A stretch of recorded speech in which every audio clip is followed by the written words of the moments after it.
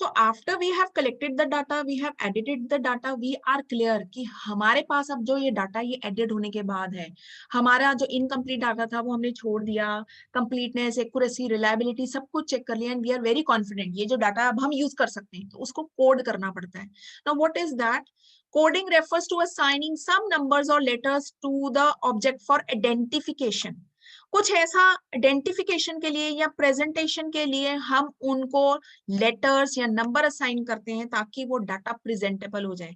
जैसे आप अपने नोट्स को, आपने हैंड रिटन नोट्स हैं, आप उसको कोई नंबरिंग देते हो या नेम देते हो, नंबर 1 इस टॉपिक पे है, नंबर 2 इस टॉपिक पे है, नंबर 3 इस, उसको हम कोडिंग कहते हैं. कई बार कोडिंग रोमन नंबर्स में होती है, नंबर 1, नंबर 2, या कोडिंग आपकी इस तरह से भी हो सकती है विद द नेम. आपने इस टॉपिक का नेम रख दिया, जैसे हमारे हाउसेस हमें मिलते हैं स्कूल में, हमारे हाउसेस मिलते थे लाइक ब्लू हाउस, जो जिनका ब्लू कलर का हाउस होगा उसका नेम ये होगा, जिनका येलो कलर का हाउस है उनका नेम ये होगा. तो it's a kind of a coding, आप कोड असाइन कर रहे हो. ये क्यों किया जाता है? This renders the work of classification and tabulation more easy. आपकी इंफॉर्मेशन अच्छे से क्लासिफाई हो जाती है, आप उसको टेबुलेट कर सकते हो, यानी अच्छे से रिकॉर्ड कीपिंग के लिए हो सकता है और अच्छे से उसको प्रेजेंट कर सकते हो.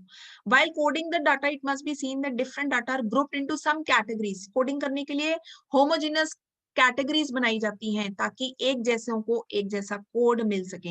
ये कैटेगरीज ना टू लार्ज ना टू स्मॉल होनी चाहिए.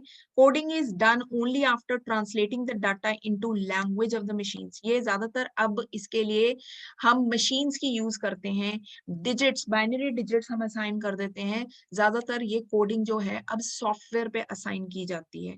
सो there are machines to code and decode the results, और वो मशीन्स हैं. आप सिर्फ लैंग्वेजेस इन मशीन्स में फिट हुई होती है, जिन लैंग्वेज का नाम है कॉमन बिजनेस ओरिएंटेड लैंग्वेज. आपने सिर्फ ये नाम लर्न करना है. ये कंप्यूटर लैंग्वेज है जो कोडिंग के लिए यूज होती है.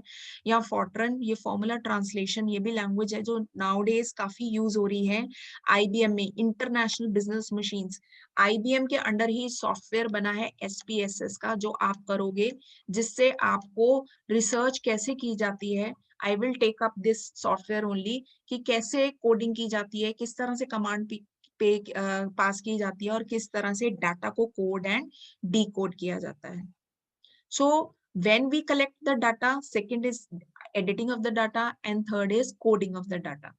So ये करने के लिए सबसे पहला इंपॉर्टेंट है, लास्ट वेरी इंपॉर्टेंट, इसीलिए बहुत इंपॉर्टेंट है ये डिसाइड करना, चॉइस बिटवीन, कि आपको प्राइमरी डाटा चाहिए कि आपको सेकेंडरी डाटा चाहिए. आपकी स्टडी ऐसी है जिसमें प्राइमरी डाटा चाहिए था लेकिन आपने सेकेंडरी डाटा यूज करा और अपनी स्टडी को एंड कर दिया, तो वो फ्रूटफुल रिजल्ट नहीं देगा. लेकिन जहां पे सेकेंडरी डाटा यूज हो सकता है, ऑलरेडी कलेक्टेड इन्फॉर्मेशन यूज हो सकती है, और आप प्राइमरी डाटा कलेक्ट करने में लग गए हो, तो that will be wastage of your time and money. So that's all for this chapter.